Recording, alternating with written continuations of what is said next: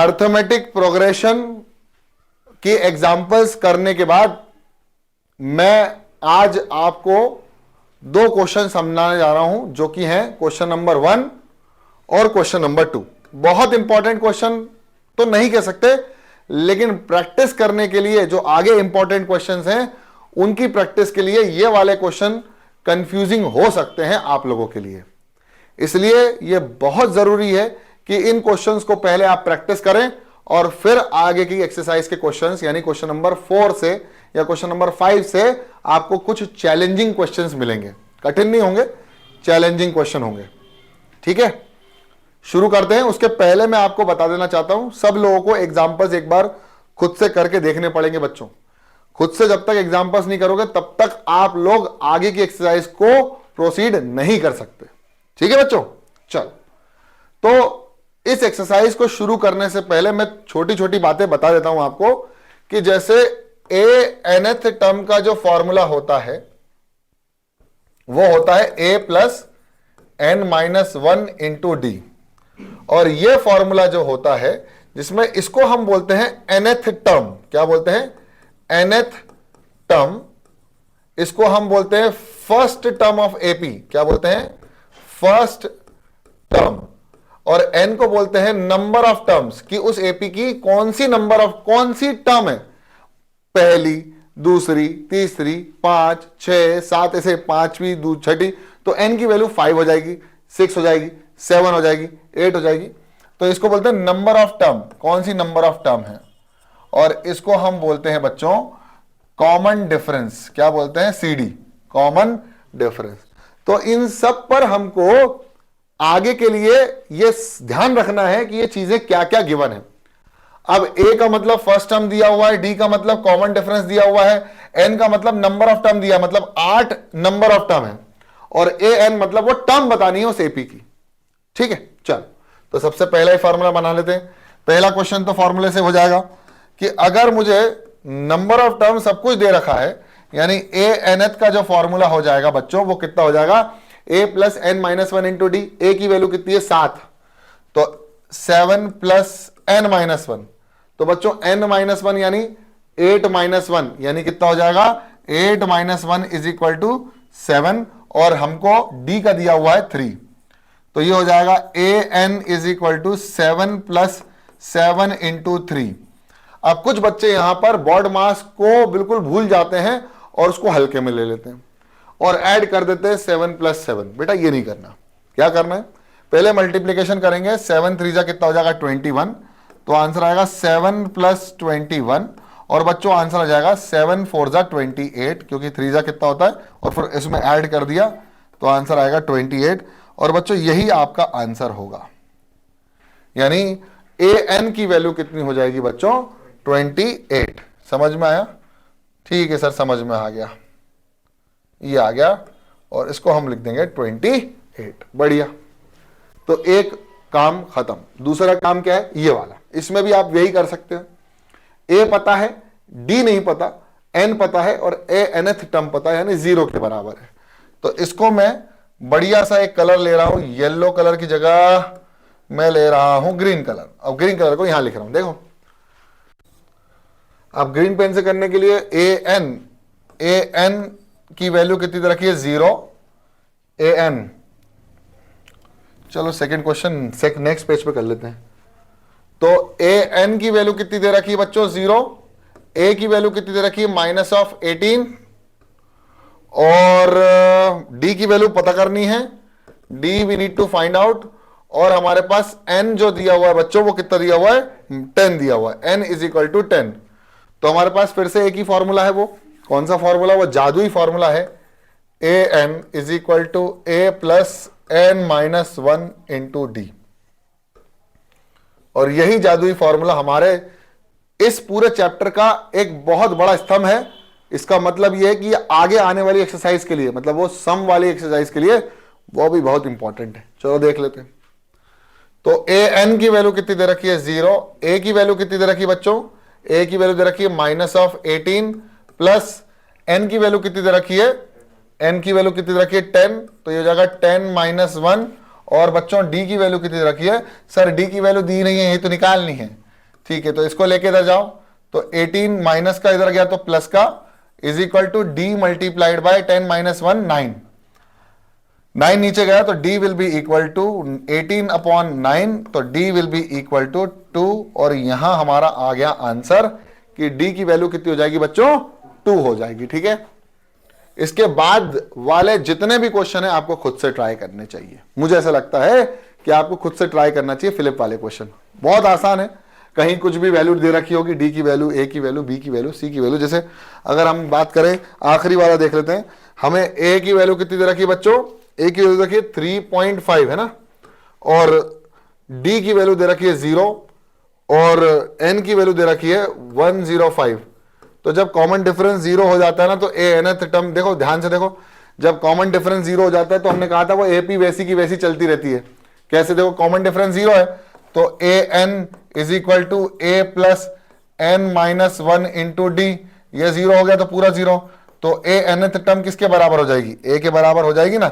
मतलब यहां पर जो फर्स्ट टर्म है वही लास्ट टर्म होगी, और वही सारी टर्म्स होंगी उस पर्टिकुलर एपी की, यानी ए एनथ टर्म भी कितनी हो जाएगी, 3.5।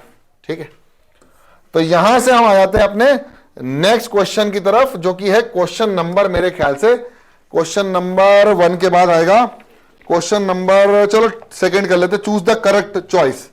तो क्वेश्चन नंबर 2 में ध्यान से देखो, एनसीईआरटी का 38 टर्म निकालना है।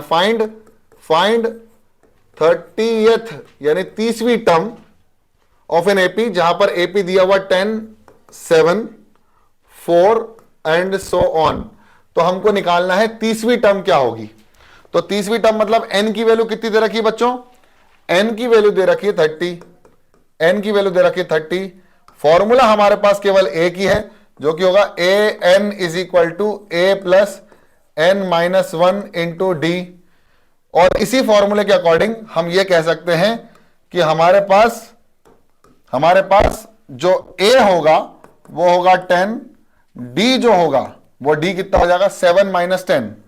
तो जब 7 में से 10 जाएगा तो -3 बचेगा, तो d की वैल्यू कितनी हो जाएगी बच्चों, -3। और यहां पर n की उसने वैल्यू मांग रखी है 30th टर्म चाहिए। तो यहां से बहुत आसानी से आप सॉल्व कर सकते हो। कैसे, A N is equal to A plus N minus 1 into D. तो यहां पर हम बता सकते हैं कि ए एन की वैल्यू निकालने के लिए हमको क्या करना पड़ेगा, ए रखना पड़ेगा। ए की वैल्यू कितनी है बच्चों, 10 प्लस एन माइनस 1 यानी 30 माइनस 1, 30 माइनस 1, और डी की वैल्यू कितनी है, -3, तो ये -3 मल्टीप्लाई होगा। तो A N will be equal to 10 plus 39, यह हो जाएगा 29 इंटू -3, तो ये हो जाएगा plus minus minus 10 minus 29 into 3। अब 29 को 3 से मल्टीप्लाई कर दो, कितना आ जाएगा, 87। तो ये हो जाएगा 10 माइनस 87, आंसर आ जाएगा बच्चों माइनस का 77। तो ए 30th टर्म कितनी हो जाएगी बच्चों, माइनस का 77। यहां पर n की जगह हमें 30 रख देना तो ज्यादा टेंशन नहीं होगी, ये हो जाएगा 30, और इसकी जगह भी क्या रख दोगे, 30। तो यहां पर बहुत इजीली आप 30th टर्म निकाल सकते हो, इजीली, बहुत इजीली। ठीक है, अगला क्वेश्चन भी देख सकते हो, कोई दिक्कत नहीं है। ये भी हमारा क्या बोलते हैं, मल्टीपल चॉइस क्वेश्चन है, सेकंड वाला भी। 11th term of an AP, तो एपी दिया हुआ है -3 -1/2, फिर दिया हुआ है 2, और ये सो ऑन चल रहा है इज 11th टर्म। तो 11th टर्म कैसे निकालोगे, जल्दी फटाफट देख लेते हैं। तो 11th टर्म निकालने का वही फॉर्मूला ही है बच्चों। फॉर्मूला क्या है, सब लोग बता सकते हैं। A nth term is equal to A plus N minus 1 into d, यही हमारे पास फॉर्मूला है। और इसी के फॉर्मूले की वजह से हम इस पूरे सवाल को सॉल्व कर सकते हैं। कैसे, ए की वैल्यू हमारे पास है -3, डी की वैल्यू हमारे पास है -2 1/2 और -3। देखो इस टर्म को इस टर्म से माइनस करोगे तो जो आंसर आएगा वो कॉमन डिफरेंस आएगा। तो d will be equal to -1/2 minus plus 3, तो आंसर आएगा मेरे ख्याल से 2 होल 1/2 यानी 2/2.5 मेरे ख्याल से। देखो 3 में से हाफ जाएगा तो कितना बचेगा 2.5, करके देख लो। 3 2 6 -1 + 6 अपॉन 2 तो हो जाएगा 5/2, और 5/2 कितना होता है 2.5। तो ये हो गया हमारे पास 2.5, बहुत इजीली हमको समझ में आ गया, बहुत बढ़िया। इसके बाद पुट कर दो फॉर्मूले में, कौन सी टर्म तो निकालनी है, 11th टर्म निकालनी है। तो देखो a11th will be equal to a plus 11 - 1 into डी, यानी a प्लस 10d। तो a प्लस 10d की वैल्यू निकालनी है, जो कि क्या हो जाएगी 11th टर्म हो जाएगी AP की। a11th इज इक्वल टू, बताओ a की वैल्यू कितनी है -3 प्लस 10 की value multiplied by 5/2, common difference, 2 1 2 2 5 10। तो आंसर आएगा बच्चों a11th is equal to -3 plus 5 5 25। तो a11th आ जाएगा माइनस नहीं प्लस का 22। तो यहां पर हमारे पास आ गया है a11th टर्म, यानी उस पर्टिकुलर AP की जो 11th टर्म होगी वो कितनी होगी, प्लस का 22। बहुत इजीली समझ में आ गया। और इसके बाद हम करेंगे क्वेश्चन नंबर 3 बच्चों। क्वेश्चन नंबर 3 और भी आसान है, इसमें मिसिंग टर्म ढूंढना है। तो पहला क्वेश्चन और चौथा और पांचवा करके दिखाता हूं, या थर्ड भी करवा देता हूं, चलो देखते हैं। तो देखो सबसे पहली चीज आपको मिसिंग टर्म ढूंढना है क्वेश्चन नंबर 3 में। तो पहला क्वेश्चन आपके सामने दिया हुआ है 2, फिर दिया हुआ खाली स्थान यानी बॉक्स, फिर दिया हुआ है 26, ठीक है। तो सबसे पहले ये देख लो इसमें क्या करना है, देखो ध्यान से, देखो ध्यान से, सब लोग यहां ध्यान से देखो।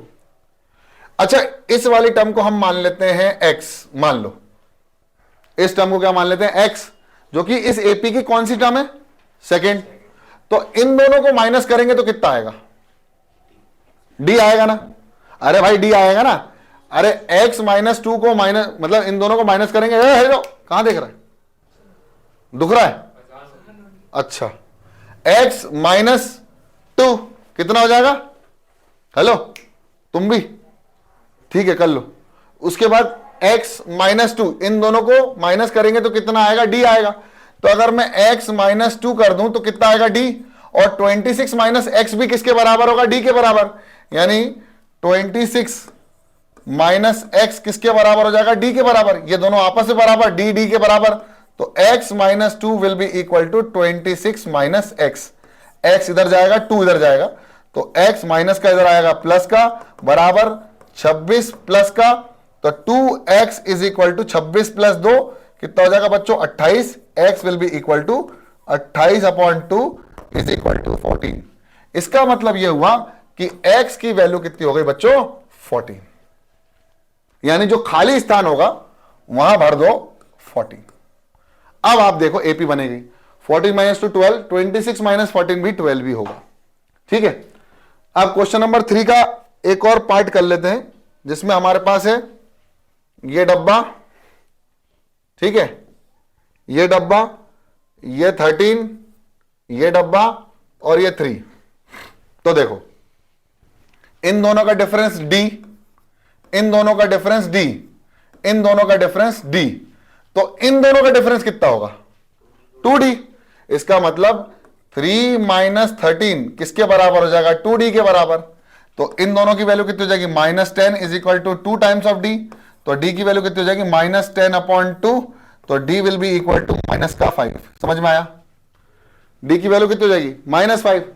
अब भाई एक काम करो, इसमें प्लस कर दो -5 तो ये आ जाएगा, और इसमें माइनस कर दो -5 तो उसके पिछली वाली टर्म आ जाएगी। क्या करते थे, इसमें 13 में हम प्लस कर देंगे -5 तो हमें अगली टर्म मिल जाएगी ना। दो कैसे मिलेगी, 13 - 5 कितना हो जाएगा 8, तो ये हो गई 8, और 8 के बाद इसमें -5 प्लस कर देंगे तो 3 आ जाएगी। अब इसमें -5 माइनस कर दो, इसके पहले वाली टर्म निकालनी है ना। तो 13 - x, चलो इसको x इज इक्वल टू किसके बराबर होगा -5 के।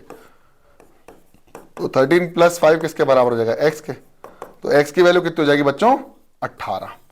तो इन सवालों को आपको खुद से करके देखना है। 4th वाला भी आप खुद करके देखें और 5th वाला भी आप खुद से करके देखें एक बार, और फिर हम आगे की तरफ बढ़ेंगे। जल्दी फटाफट करके देख लो।